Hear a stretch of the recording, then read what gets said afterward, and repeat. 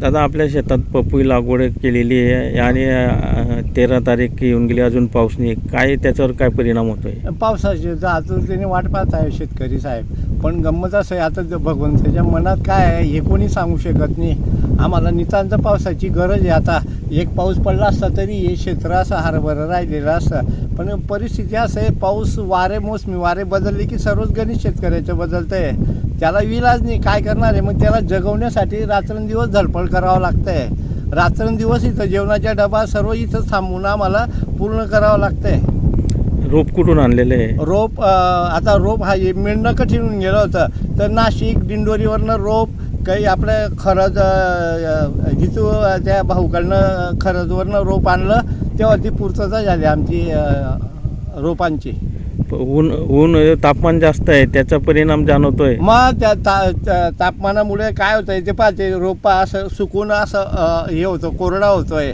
जसं एखाद्या माणसाला येडच असतो तसं त्या प्रकारचा तो रोप होऊन गेलेला आहे. काय करणार आहे साहेब त्याला? मग त्याच्यावर फवारणी वगैरे? फवारणी घेतली एक, पण आता ड्रिंचिंग करणं महत्त्वाची आहे. फवारणी केली, जास्ती ऊन असल्यामुळे फवारणी बी त्याला सण आती, म्हणजे उष्णता, वरून उष्णता आणि आतून उष्णता, त्याच्यामुळे ते कोरड्याच होतं. ते झाड असं हे होतं, याच्यासारखं होऊन जातं, कोरडं होऊन जातं, सुकलेलं झाड होऊन जातं. म्हणजे मग आपल्याला जे लोक जसं सांगतात तसं आपण त्याच्यावर उपाय करताय. खर्च वाढत असेल? मग खर्च वाढला. आतापर्यंत मला मी सांगितलं 4.5-5 लाखाच्या वर खर्च चालला गेलेला आहे माझा. याला ड्रिंचिंग, फवारणी, हे पहा आता माणूस हे ट्रॅक्टर नाही आहे, तुमच्यासमोरच पाहिलं तुम्ही, हे पाहताय. एवढं हे 2-3 दिवसापासून हेच कार्यक्रम चालू आहे. सकाळी यायचं, ड्रिंचिंग करायचं, 10-10:30 उन्हामुळे मजूर थांबत नाही. 10-10:30 झालं की पळून जातं मजूर, नाही सांगता. कारण की काय आहे, आमच्याकडनंही उभं राहवलं जात नाही उन्हामध्ये. एवढं टेम्परेचर आहे, 45-44च्या टेम्परेचर. बरं, आज बघून त्याने काहीतरी 13 तारीख येते, थोडंफार आभ्रट काढलेलं आहे. तर या टाईमाशी तर घरी पळायचा विचार राहतो 10:30पर्यंत. तर अजून बरेच खर्च करावा लागेल. मग अजून येणार, याला मटेरियल टाकावं लागेल. आता पुढे काय काय, आता पाऊस कसा पडतो त्याच्यावर आहे. याला परत अजून आज 1001 रोप सांगितलं आहे सांगण्यासाठी की जिथं मेलेलं आहे ते मेलेलं आहे, त्याला तूर करायचं सांगून त्याला नवीन आता हे करावं लागणार आहे मला. अच्छा.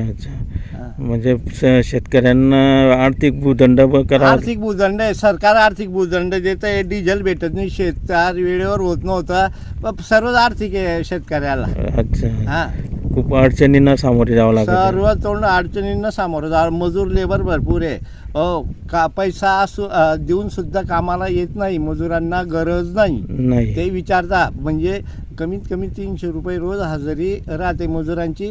सकाळी 7-7:30ला येतात तर 10पर्यंत थांबता मजूर.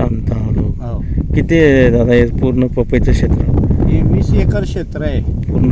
मग काय कंटाळून लावून दिला. कापसापेक्षा कापूस वेचायला मजूर भेटत नाही, त्याच्यापेक्षा पपईकडे वळावूवा. पपई काहीतरी आपल्याला बाकी शेतं पडू दिले साहेब. का बरं?